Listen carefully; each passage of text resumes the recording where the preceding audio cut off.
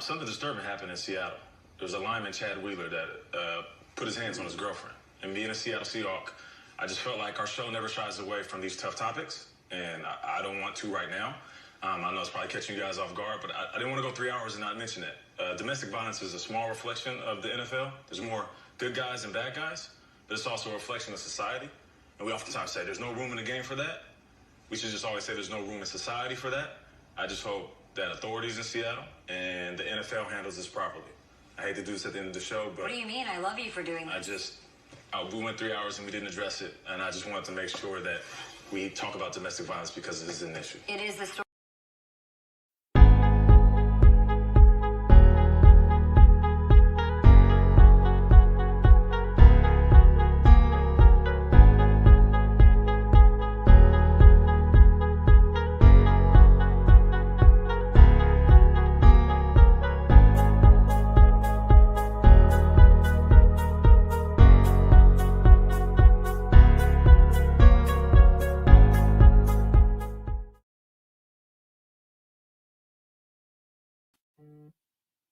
Hello, everyone. Hello.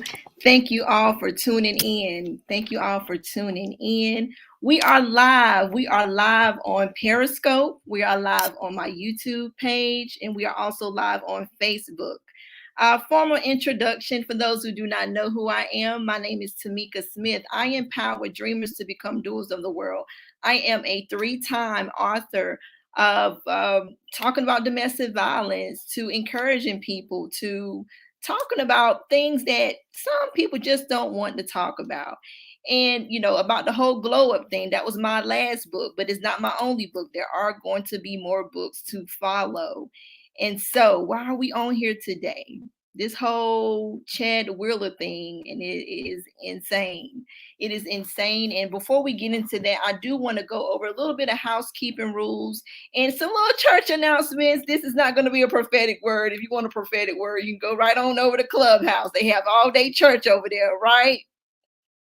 And if you're not on Clubhouse, make sure you get on, because it's a lot of good things. I know a lot of people have a lot to say about, a lot of stuff, but I like Clubhouse personally. And make sure you do swipe and invite and share with your followers. Share, because what I may say, it may help somebody. It may encourage somebody. It may give someone a different perspective when it comes to domestic violence, when it comes to things that are relevant, but it's just not talked about.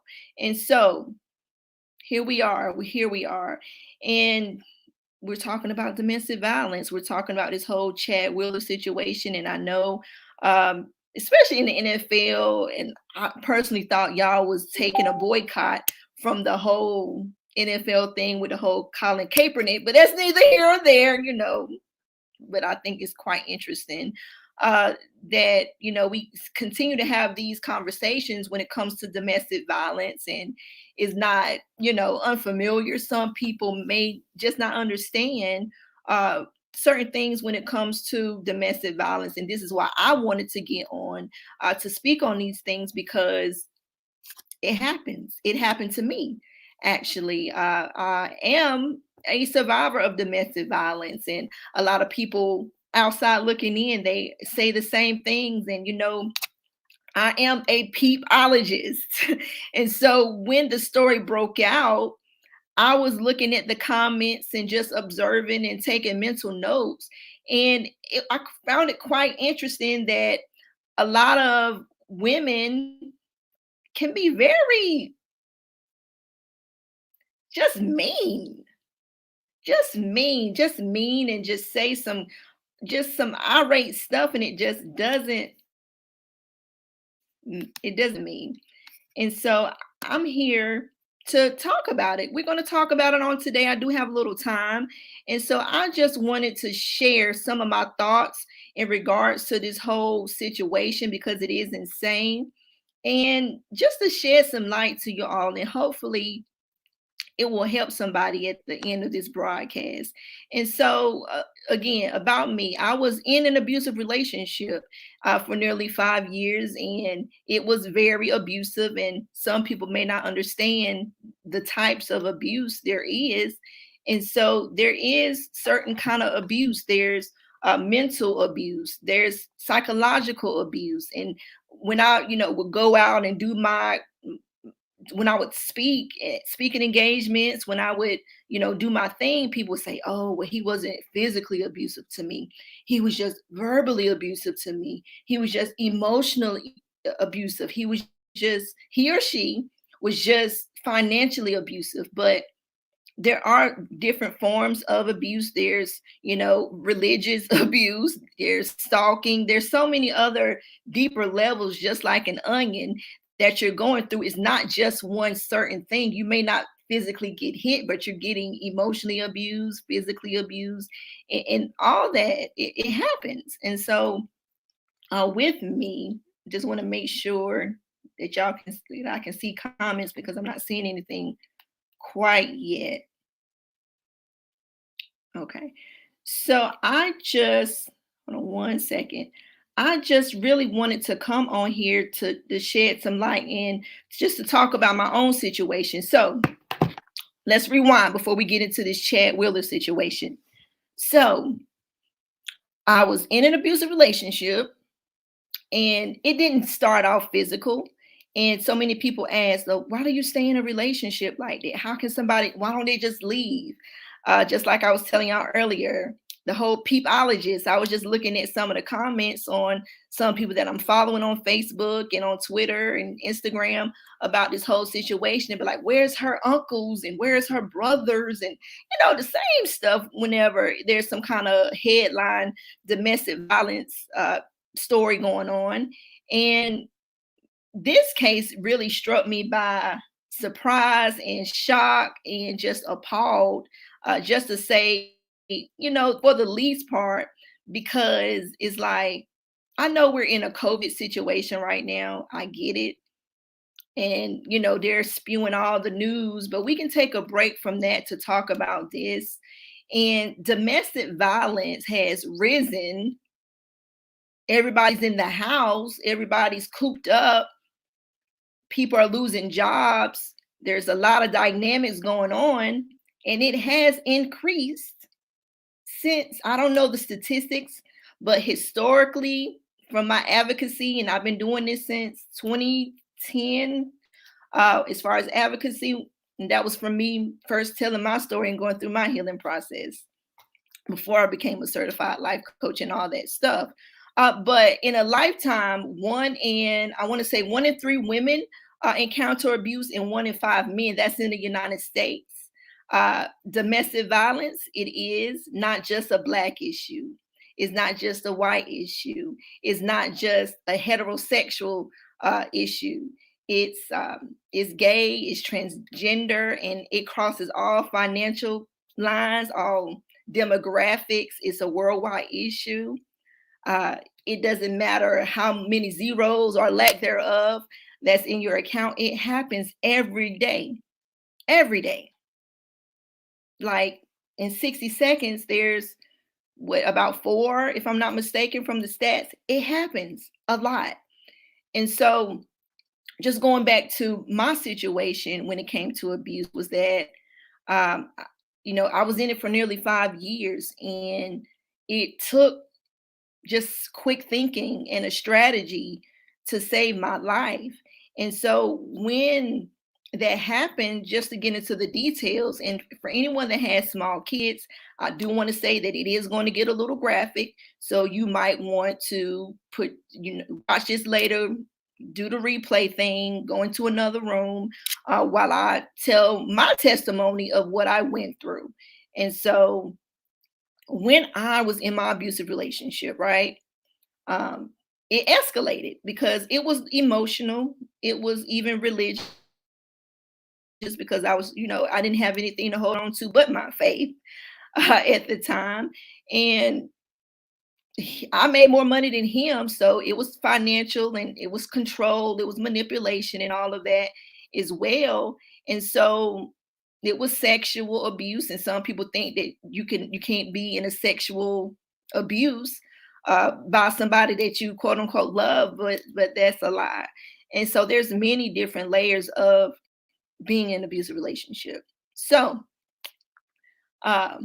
what got me out? what got me out. So I'm just going to tell my story. Hopefully, you got your kids out of there. I just want to be mindful of what I'm going to say. Trigger warning for anybody, because I know that this can trigger, especially anybody that has went through this, and for any family and friends that is still just get bothered by me talking about my testimony. You might want to jump off for about 3 or 4 minutes. But I was working in Fayetteville, North Carolina at the time, and was living in Rayford. Some of y'all might be familiar with the little town called Rayford. And I was leaving the job, and all of a sudden he just had his little angry spouts, and he wasn't on drugs. He didn't drink. He was just crazy. The Negro was just crazy. And for y'all church folks, I'm gonna just say this too. If I cuss or say something, love me at the end of the day. But so he was upset that it was a guy, because he had this thing about me having work boyfriends, and my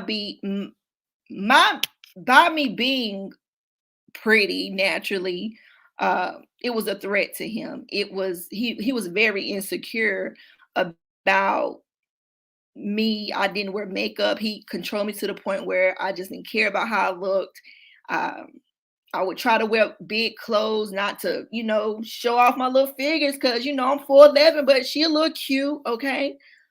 um but he was just very insecure, and you know it was just crazy. So he got mad because I was working at this job starting off, and the guy that was training me was a guy. So he get all into his insecure phase and have his little Baptist fit spazzing out, very bipolar, and it was just crazy. And so he was like, "What y'all talk about? When you get home, we're gonna talk about this." I was getting the kids from daycare, mind you. The boys, one was in pull-ups and the other was in diapers at the time. This happened April of 2010. So y'all can do the math. 1+1 = 2. So yeah, the kids, I have step kids, and so they were very young at the time. I was picking them up from daycare, and he hung up the phone because he was all in a tizzy, because I was working with a guy.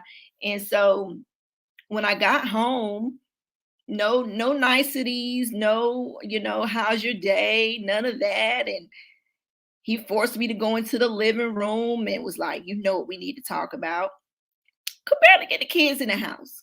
And so he was like, "I need you to tell me word for word what y'all talked about." And so as I proceeded to do that, um, he got upset. I'm like, "No, he's never asked me to go to lunch. No, we don't. We talk about business. I'm working in the pediatrics area of the that health department down in Cumberland County, and I'm gonna keep it professional. And plus, the Negro had me so scared to the point that I barely wanted to look at somebody, because I remember one situation when we were just sitting in a car, and some guys turned their head and looked at me, and he punched me straight in the face. Straight in the face, like I was a nigga. He did that to me. And that's just one of so many situations that I've been through. And when I read this whole Chad Willis situation, it brought back some memories. And so when I tell y'all I had to process this whole thing, I had to process this whole thing. And so that's why I'm always an advocate of therapy, and especially with saints, y'all act like, you can just pray something off. Listen, anybody listen to me, it's okay to get therapy and love Jesus too. Okay. And so that wasn't good enough for him. Going back to my testimony, that wasn't good enough for him.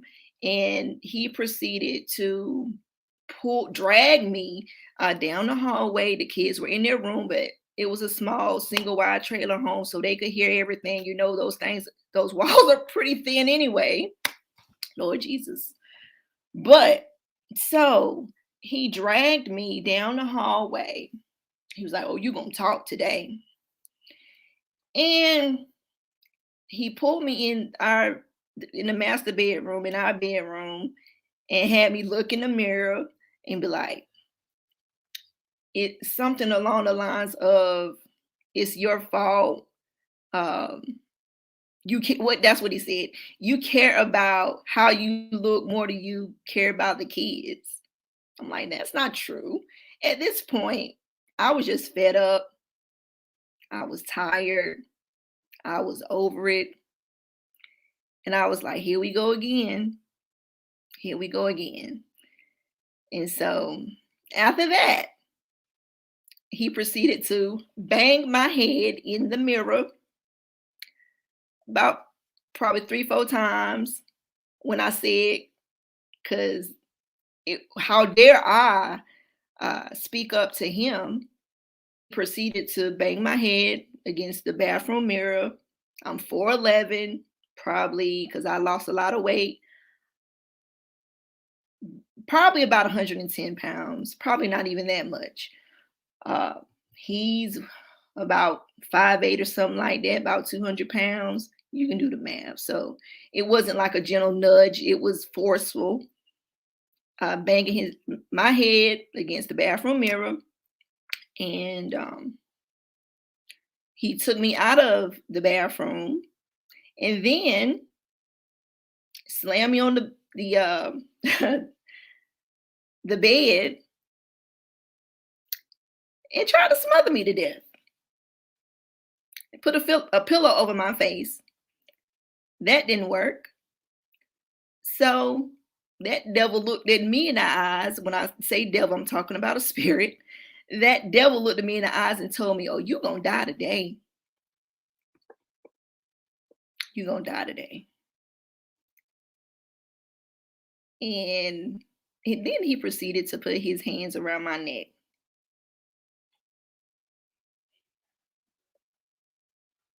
And he didn't use no gentle force. When he said that you're going to die today, that's what he meant. And the only thing that I could think of at that time was Psalms 23. Yea, though I walk through the valley of the shadow of death. Y'all know the rest. Thy rod and thy staff shall comfort me. And all I could think about was my boys, my beautiful chocolatey boys. And I opened my eyes and I looked at him. And I started to fight him back.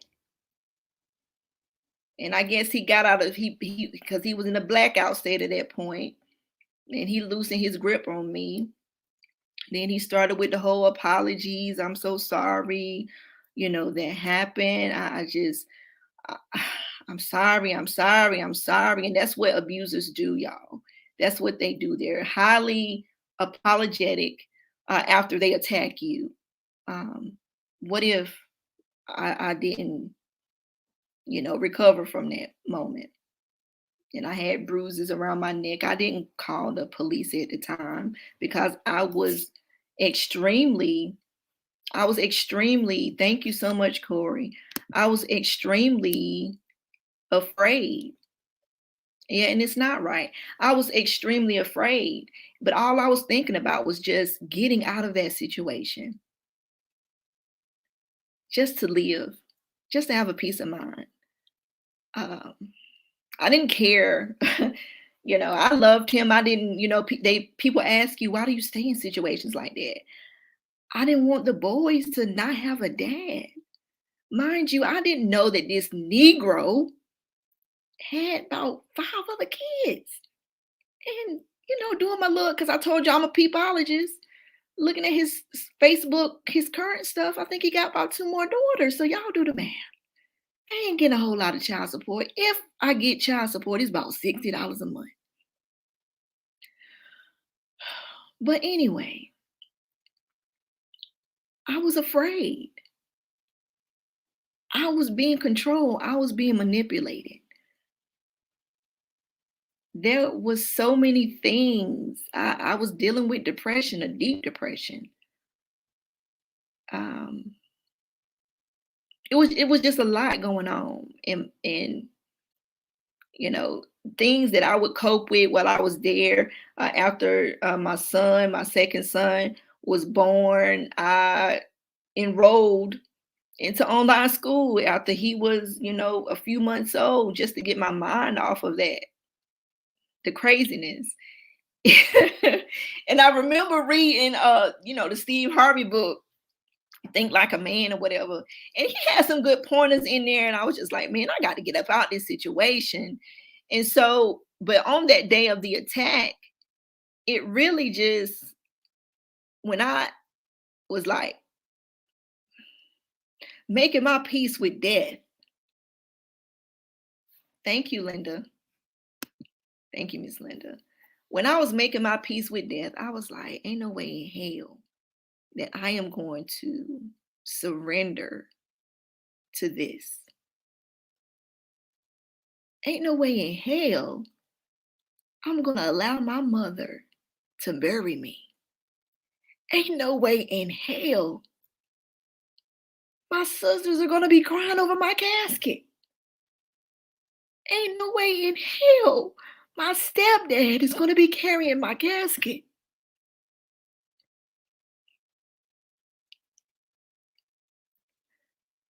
All I could think about was my family.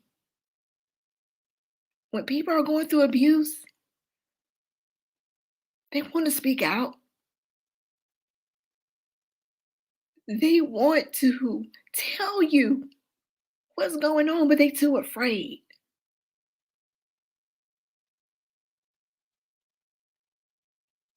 And this nigga was so crazy. He would accuse me of my stepfather. He would accuse me of my cousins. When I say accuse, like having a sexual encounter with them, like the nigga was crazy. But little did I know that his mother suffered from schizophrenia.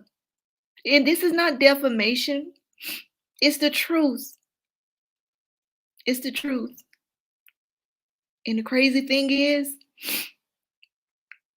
his parents stayed across the street from us. It would be so many nights, and like I would run outside asking for help. Somebody hear me. Somebody help me.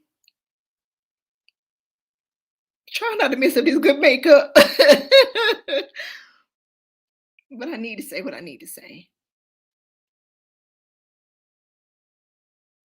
When someone is going through abuse, the last thing you need to say, oh, I wouldn't go through that.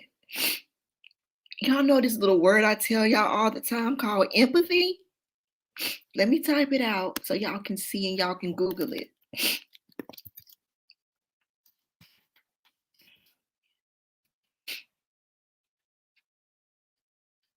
Empathy. Please share, swipe, and invite. Tag and share. But the thing called empathy, that doesn't mean you understand what someone goes through, but you have compassion for them.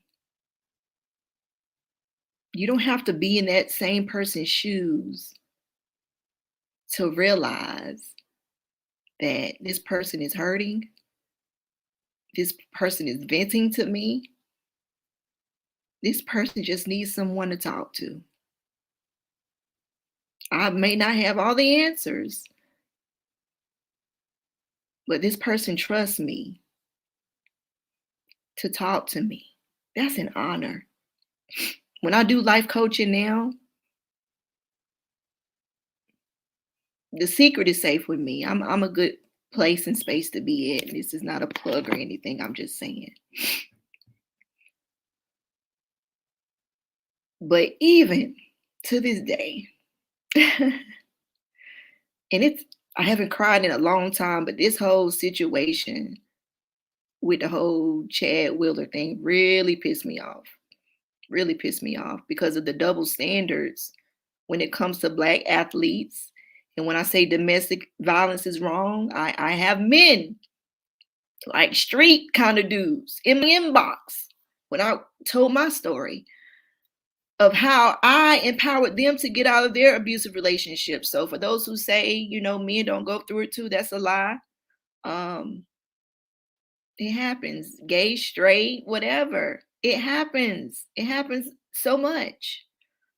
It happens so much. And I think that especially in the state of this country that we have dealt with our own president, now y'all understand what gaslighting is.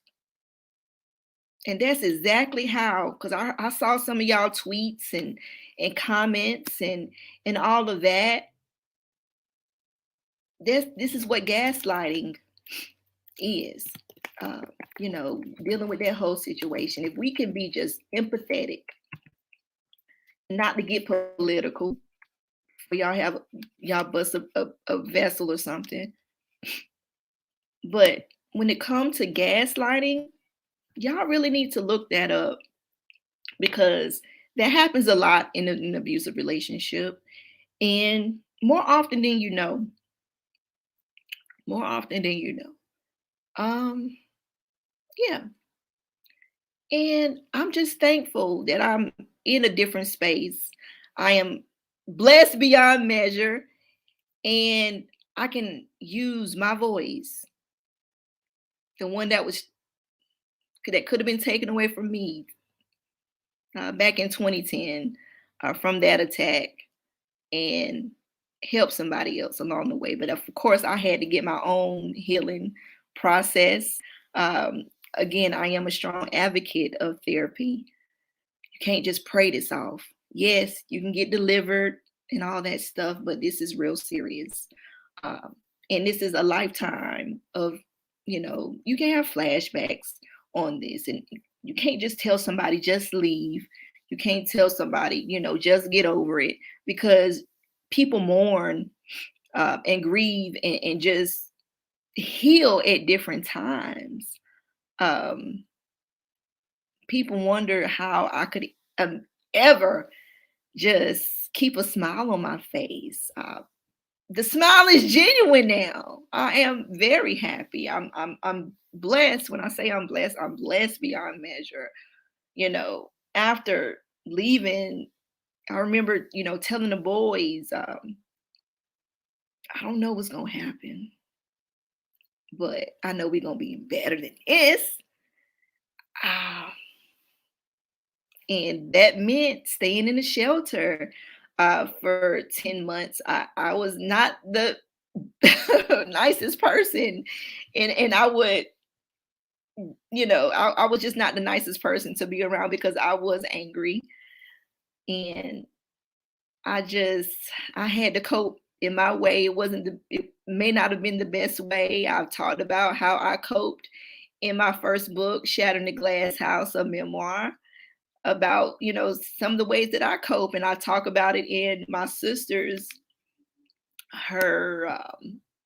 in her support group, which we started last Tuesday. And so it's people like Mother Erica and Victoria, which is not only a client of mine, but a dear sister, and just connecting with people, you know, on different kind of levels.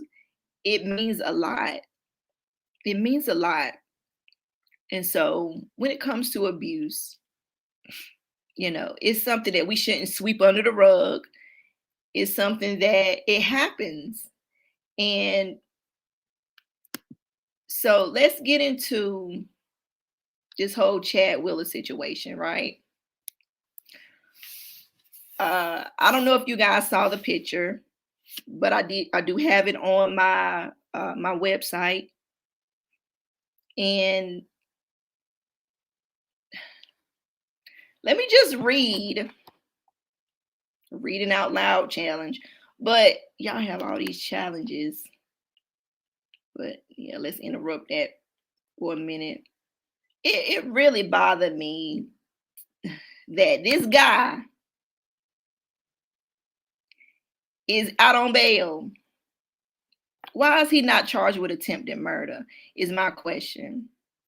Why is he not charged with attempted murder?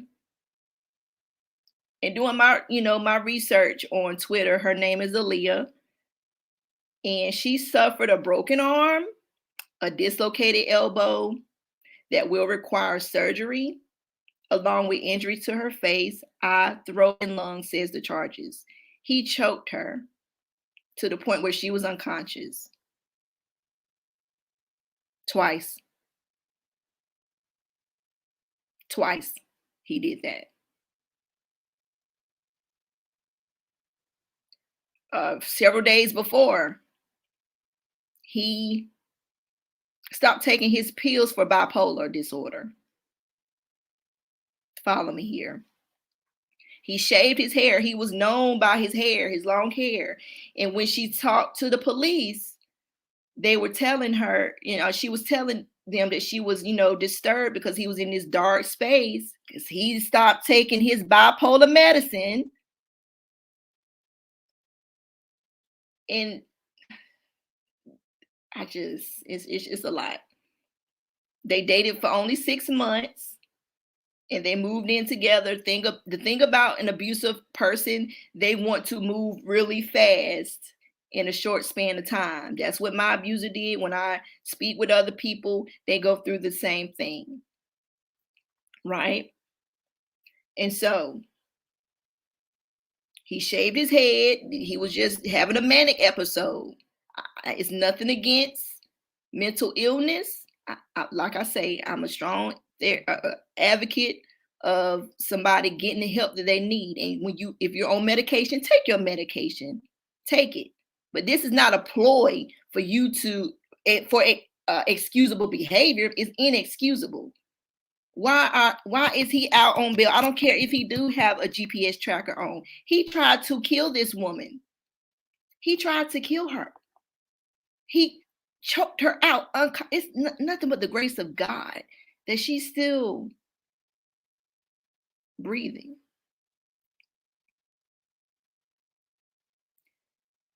So, Wheeler, I'm reading from the Seattle Times because a lot of these news reports that I read when I was doing my research sugarcoated a lot. Wheeler strangled her unconscious a second time.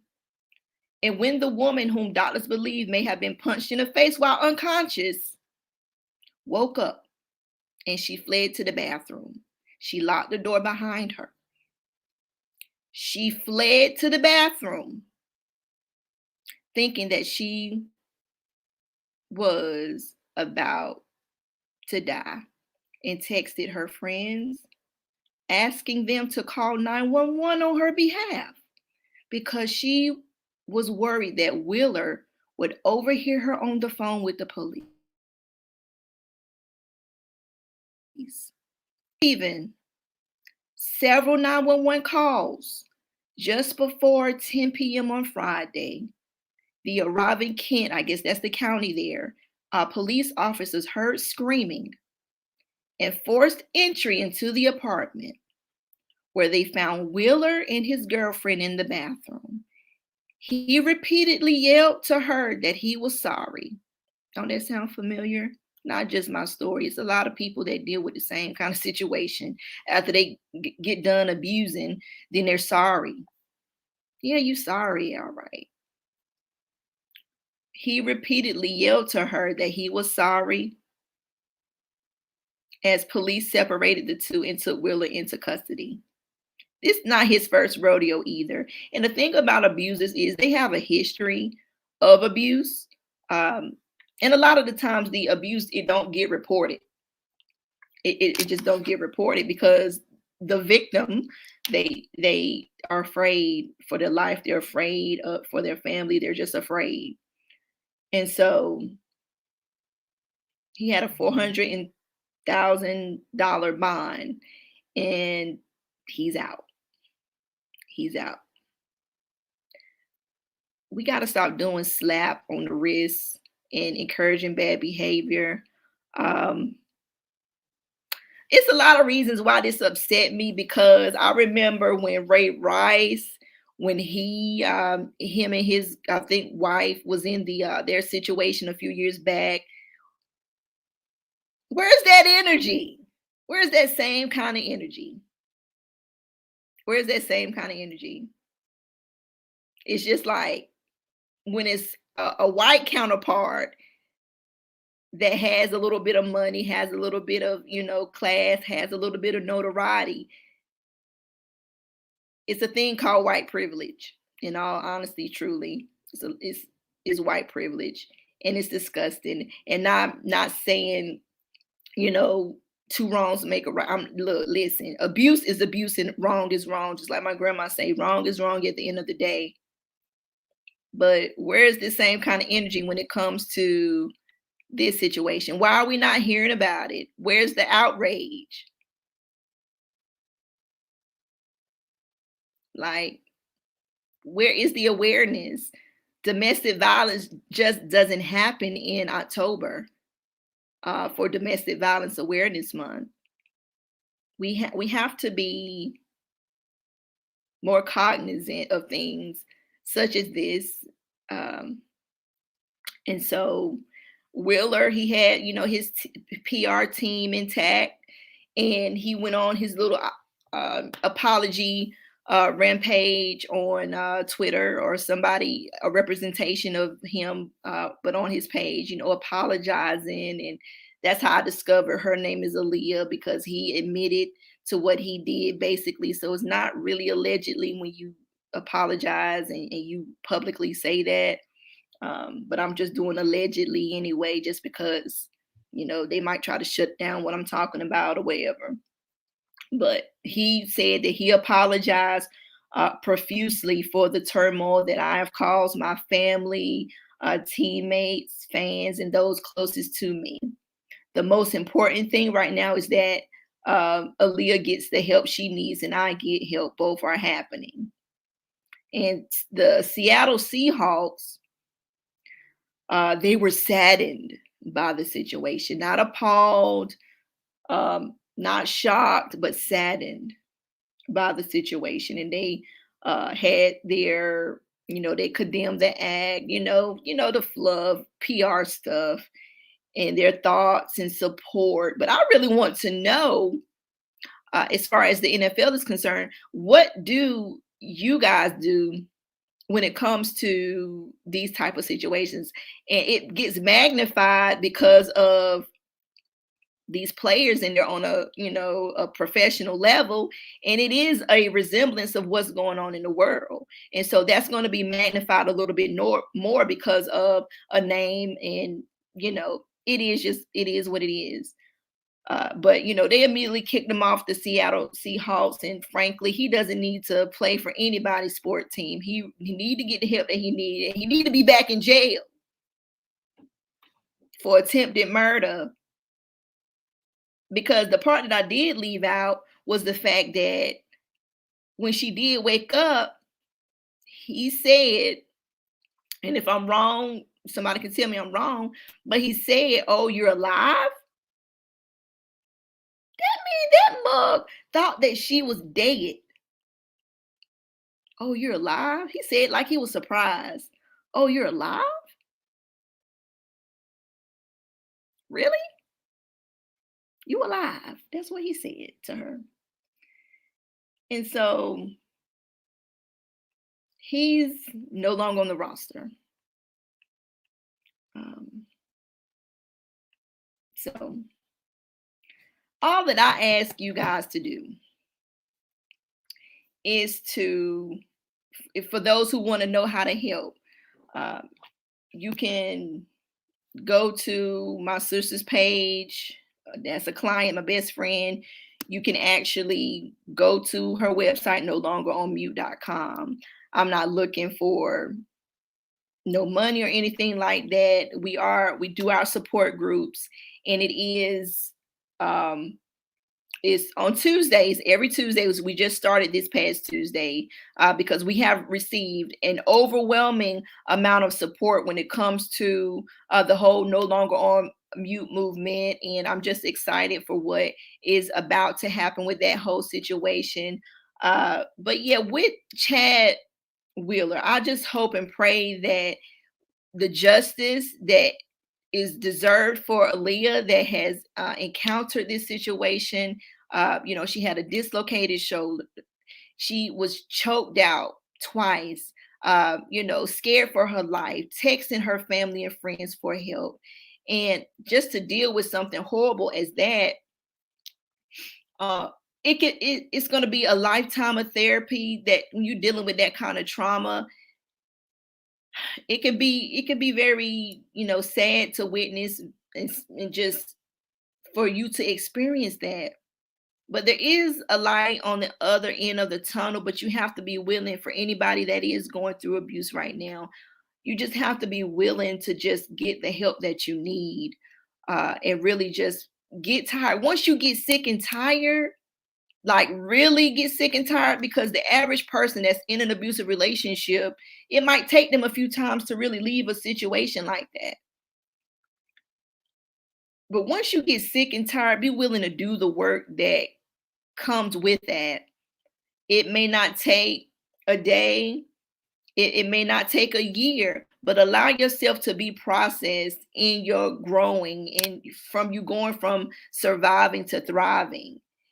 Because at the end of the day, what you do matters. You may not can control how somebody else treats you, in the fact of abuse or whatever like that, but you do have decisions that you can make. Not to condemn anybody, because people would say, "Oh, I wouldn't allow myself to go through that." That's all well and done for you, but it happened. So now what? Like, it's not a competition of, "Oh, I wouldn't do this, oh, I wouldn't do that." It's about you, that empathy word that I was using before. It's about the simple fact of someone has been through this. Someone is going through it right now. You might know somebody that's going through it. What do you do? What do you do? I just think that we just need to hold people accountable, and some people do not want to get involved, because people get scared, because they don't want to get involved, because they feel like they could die or get hurt on the cause of it. You just got to get around some people that is experienced and equipped and qualified to assist you in those type of situations. It may be inconvenient. Like I say, I was in an abusive relationship for nearly 5 years. I had to flee for my life. Stayed in the shelter for about 10 months. I had to really start from the bottom. Now we're here. I had to do that a couple times. And so once you get to a place where you get sick and tired of being in a demonic cycle of abuse, that's when you will make some decisions to make a change. You have to have a strategy. You have to be able to know how to get to, make some quick moves, some quick decisions. And like I say in my first book, quick thinking changed my life. Quick thinking changed my life. How did I get out of the situation? I worked at the health department. I knew what time he had to go to work. And so I was like, okay, I know he got to be at work. So I'm going to pretend I was a whole actress that day. A whole actress that day. I was like, okay, I'm going to pretend to be late to work. When he gone, I'm gone. And I'm gone for good. And I packed up everything I could. Tried to get all my vital documents that I could remember to get, everything that I could put in my little Mazda 5 car. What was it? Whatever, 626 car. And I had, mind you, had two babies, basically, one in pull up, one in diapers, and had to get out of there. And when I did that, I was gone. I didn't care if mama saw me, because the mama stayed across the street. If y'all coming in late, The mama stayed across the street, and I, if I took a left turn, that would be going into Fayetteville. If I took the right turn, that was going back to Durham. And it could be very dangerous when you're leaving a situation like that, because that it's known that that's the most dangerous time when a victim leaves an abusive relationship, is during those 48 hours, because they losing the control of the abuse. The cycle has stopped. And so when you make a decision like that, yes, it's very bold, but it takes a lot of guts to do that. It takes a lot of faith to do that. Uh, it takes a lot of it does take a lot of strength to do that. So when you're ready to leave a situation, you just got to be ready to do the work that's required with that. It's not just you having self-care, getting beautified and all that stuff. It's so much deeper than that. These are soul wounds that you're dealing with, and so you really need to get therapy when you're dealing with a situation like that. And so with me, the journey wasn't easy, and I've talked about this in my book, in my first book, especially Shattered in the Glass House, because it happens. And one of the beautiful things about telling my story is some of the testimonials that I get. I know personally there was a family member, like a friend, I should say, a family friend, that by her reading my book and having the power to tell my story, she was then encouraged to get out of an abusive relationship that she was in for nearly 40 years. Mind you, I'm 38. That's generations. And when she finally made a decision to finally get out of an abusive relationship, we think that older people don't encounter abuse. They do. When I tell y'all, abuse crosses so many lines. It does. It does. It affects so many people, not just the person that's the quote unquote victim. It affects the family. It affects the children. It affects the friends. For people to see me, I mean, I'm introverted naturally anyway, but for people to see me, go through that, for me to drop a whole lot of weight. If I can find a picture I posted, I was super skinny.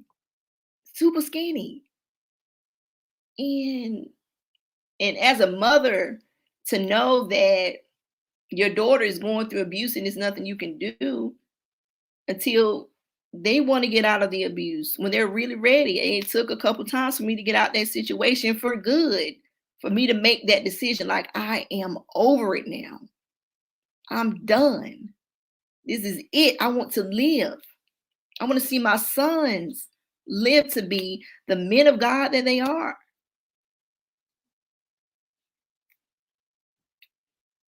Some people think it's just that easy. It's not. It's not. So, my thing is about this whole Chad Wheeler situation is that the double standard is there. And I've written about it. You can go to the Glow Up Girl website and see that. But I'm like, this woman needs justice. She needs therapy. She needs assistance. She got to get surgery. But what about them soul wounds that got to be fixed?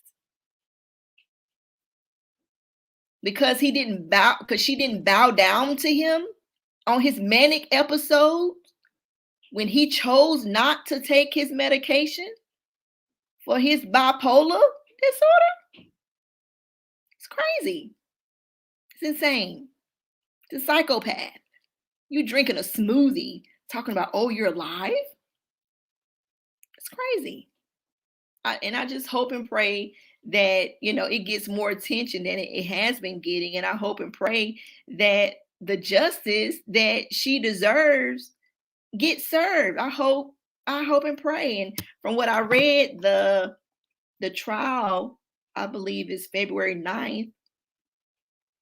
But it's just insane truly insane that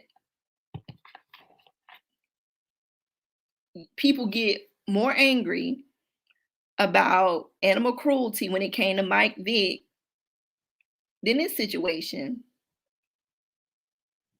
It doesn't make sense.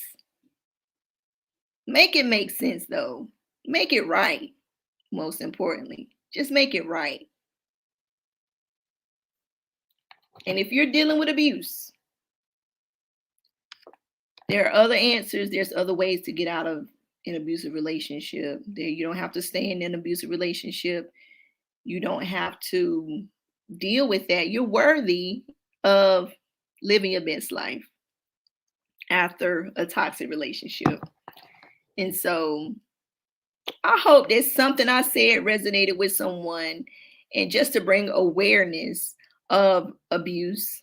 It's psychological. There's gaslighting involved. It's so much that goes on with that. And so I just want to thank you all for tuning in. And just to bring awareness, guys, all these challenges, like, let's engage in this conversation. Let's bring awareness to this. It's not right. It's not right for abuse to happen to anyone. And we need to put a stop to it. And by you telling your testimony, it can help somebody else at the end of the day. So, on that note, I thank you all for your time. I thank you all for tuning in. I thank you all for those who have shared. I thank you all for supporting Victoria in her journey, in her process of going over, so much stuff. And I'm just excited for this next book that's on its way. And make sure that you do support No Longer on Mute. Donate to No Longer on Mute, because this is a whole movement. And I'm just proud of the team and everything that's taken place. And for anyone that has purchased the book, it is going to be shipped to you and you'll get it soon. So I got a lot of stuff going on for next month. Anybody that want to learn how to write a book, you can definitely reach out to me, and we can talk about. I can be your book coach and help you along the way. But my time isn't free, so please respect the business that pays me. And if you do have any questions that you feel like you couldn't ask on this platform, feel free to, you can email me, you can DM me.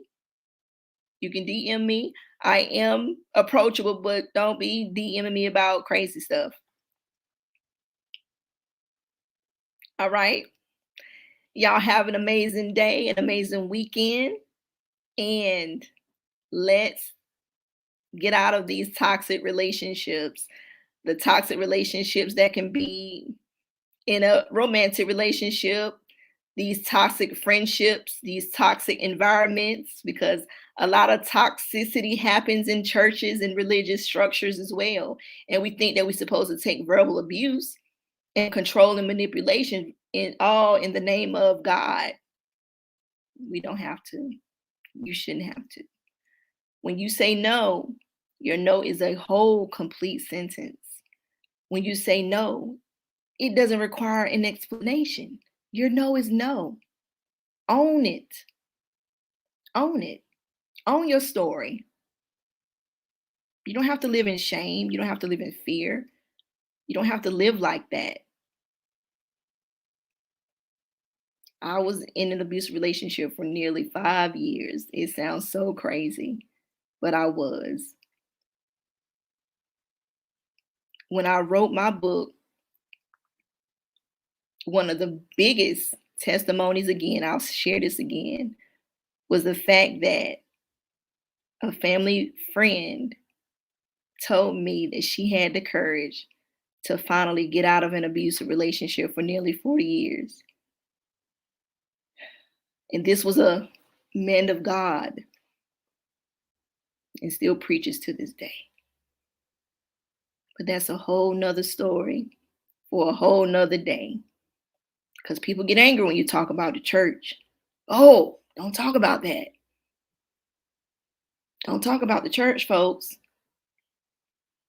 But they're disrespecting their family behind closed doors. So we'll talk about that some more on the No Longer on Mute team. I will definitely do that for sure. So I'm out of here for real this time. I'm gonna say this benediction like I'm a Baptist preacher about 5 times already. I'm going for real. But if you do have any questions, if you want to learn more about the support group that we have on Tuesdays, it is private. Anything that we discuss, it is private. Some people want to be onlookers and lurkers. You have to register. You have to have your video on. You can't be looking and lurking just to think you're about to get some scoop of some tea. And we got to respect the people that's sharing their testimonies and willing to open up. So if you want more information about that, feel free to contact me.